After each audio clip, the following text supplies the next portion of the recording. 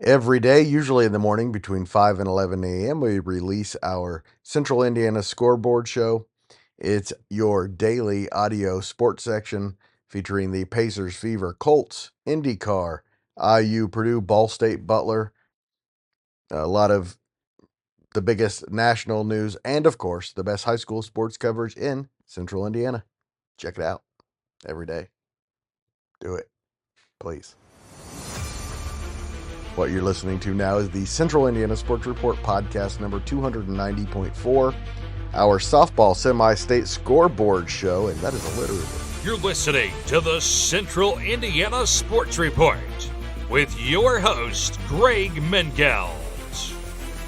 Welcome, Central Indiana sports fans, to the Central Indiana Sports Report's softball semi-state scoreboard show, where I'm going to go through where we go over every semi-state game played on Saturday across the great state of Indiana. We have local teams in every class, including a couple of our favorites in Alexandria, Mississinewa, and Western, playing in 3A and 2A, but we're going to start in Class 4A and work our way to Class 2A, and we start in Class 4A in the South at Center Grove, where Greenfield-Central took on number 7 Floyd Central in the opening round of the Center Grove Semistate. These are 3-game semi-states. There were first-round games at 11 a.m. and 1 p.m. at most locations, with the championship at 7. And, of course, we're going to start with the semifinals, and it was number 7 Floyd Central, 6-1 over Greenfield-Central, ending the Cougars' season with a 19-8 record. Greenfield scored a run in the top of the first on junior Tavarius Smith's RBI double that scored senior Josie White, but the Highlanders scored 6 times in the first 3 innings to take control. Emmy Miller threw 6 innings, giving up just 6 hits and 1 run. She struck out 7 and walked 2. Sophomore Addie Heacox threw 4 1/3 scoreless innings in relief, giving up just 3 hits for the Cougars. In the other semifinal, it was second-ranked Center Grove 10-0 over Terre Haute North. Senior Sydney Herman was 3 for 4 with a double and a home run and 6 RBIs. She also scored twice for the Trojans. Junior Riley Furr threw 4 scoreless innings. Sophomore Kara Beavers then threw a perfect 5th for Center Grove. In the championship, it was number 2 Center Grove 5-1 over number 7 Floyd Central. Furr and Beaver gave up just 1 run between them on just 4 hits combined with 9 strikeouts. Taylor Barrett had a triple and 3 RBIs to propel the Trojans into the state championship game. 4A North, the first semifinal, was number 5 Penn 5-4 over Harrison. Penn scored 4 times in the second inning. Senior Ashlyn Kronwitter was 3 for 3 with 2 RBIs. For 11 and 13 Harrison, sophomore Mallory Duell had a double, scored a run, and drove in 1. Number 4 Crown Point beat number 12 Carroll 3-0 in the second semifinal. Crown Point juniors Lexi Smith and Paige Leesert combined on a 2-hit shutout with 13 combined strikeouts. Nevaeh Rangel hit 2 doubles, scored a run, and drove a run in. The championship game, it was number 4 Crown Point 4-2 over number 5 Penn. Crown Point junior Caitlin Denny threw 5 1/3 innings of scoreless softball, and the Kingsmen saw their season come to an end at 25-5. So Friday's 4A state championship at 8 o'clock, it'll be number 2 Center Grove against number 4 Crown Point. Center Grove is a 7-time state champion, the most of any team in Indiana. They're 26-3. Crown Point is 30-4. We move to Class 3A in the north at Twin Lakes. Defending state champion Western opened its day with a 2-0 win over Mississinewa to return to the Final Four. Senior Kylie Miller threw a complete game 1-hitter and struck out 7 for the Panthers. Lila Greer threw 6 innings, giving up just 2 runs on 6 hits with 7 strikeouts for the Indians. Brooklyn Nash had their lone hit. Mississinewa season ends at 21-5. In the first semifinal at Twin Lakes, it was Hanover Central 5, Columbia City 0, and Jillian DeYoung was the reason. In the first game of her day, she threw a complete game one-hit shutout with 14 strikeouts. Then in the championship game, Hanover Central upset number 3 Western 2-1 behind another great performance by DeYoung, shutting down the potent Western offense. She had 13 strikeouts, also had the game-winning home run to boot. Whatever. Western's potential game-tying run was thrown out at the plate in the 9th inning. Both of those teams deserve to be semi-state champions. 3A in the South at Jasper. It was number 1 Cathedral over number 2 New Palestine 4-1. Sydney Fezzik was masterful against the powerful Dragon offense. She threw a complete game 5-hitter, gave up just 1 run, and struck out 10. New Palestine season ends at 26-5. Junior Sadie Hughbanks threw 6 innings. She gave up 4 runs on 5 hits. Sophomore Amber Hurt was 2 for 3 with an RBI for the Dragons. The second semifinal was Evansville Memorial 2, Charlestown 0. Memorial sophomore Brianna Kanan threw a complete game 3-hit shutout and struck out 15. The championship game, it was number 1 Cathedral 4-2 over Memorial. Fezzik gave up just 2 runs on 5 hits and struck out 13. Anna Moore homered and Amaya Gray tripled for the Irish. The 3A state championship game will be the final game of the year, Saturday at 7:30. And it'll be 28-2 and top-ranked Cathedral against 18-12 and unranked Hanover Central. I would not count out Jillian DeYoung and the Wildcats.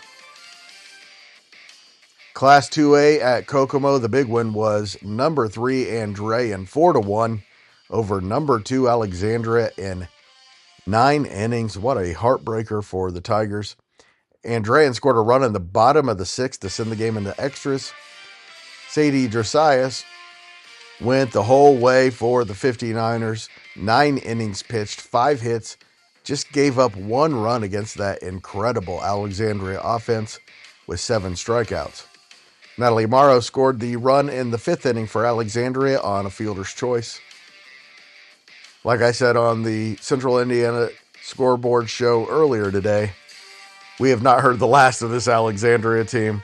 They're going to miss a couple of seniors, but the bulk of their team is that incredible sophomore class with Brindley Humphreys, Riley Thomas, Kinley Webb, and Stella Griffin.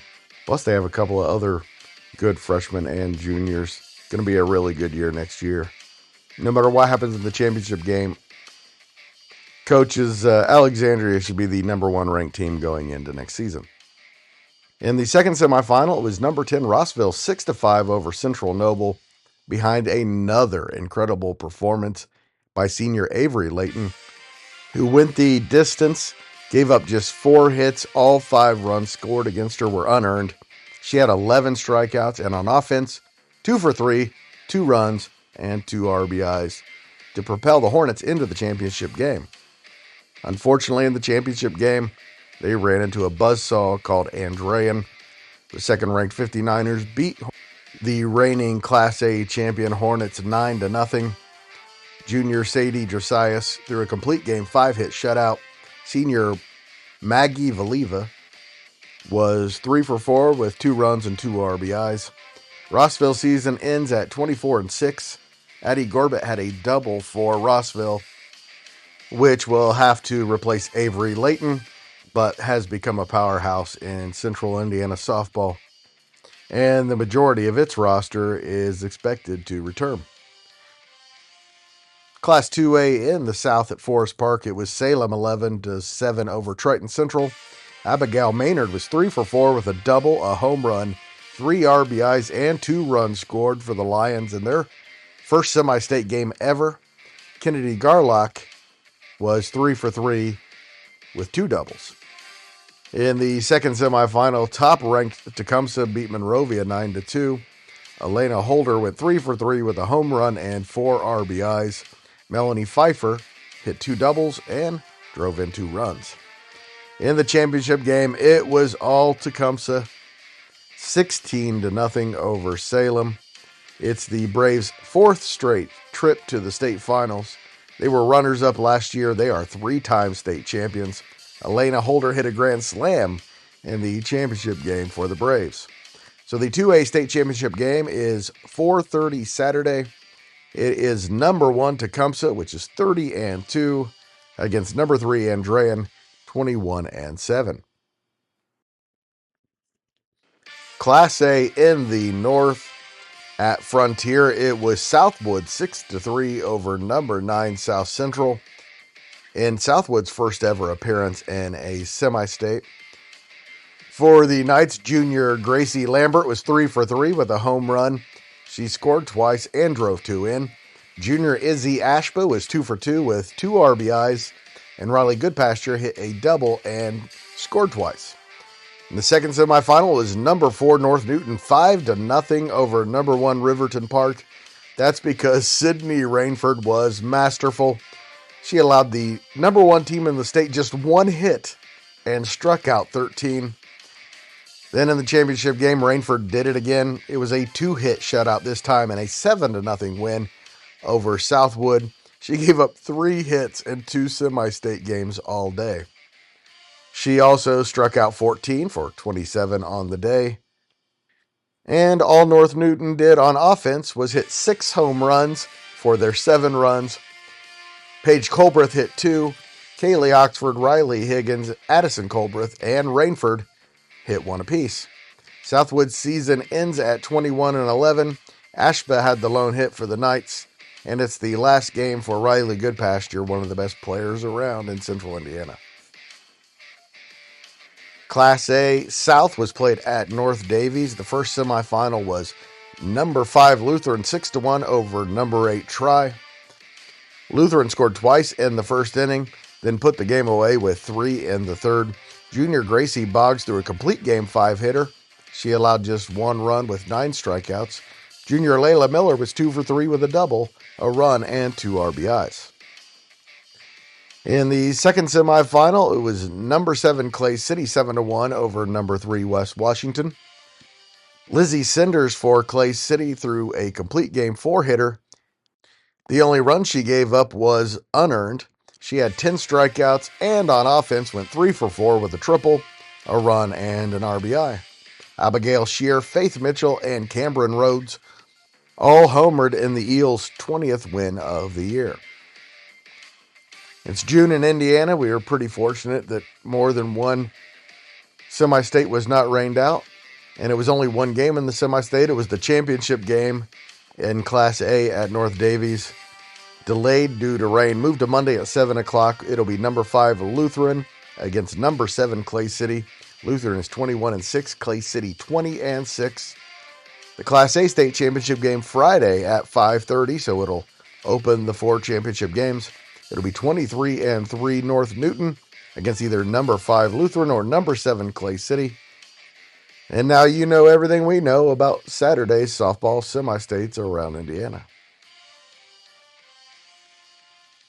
Thank you so much for listening. Always appreciate it. If you like what you hear, please do us a huge favor. Hit the share button and send this to all of your friends and family. And if you don't like the podcast, send it to your enemies.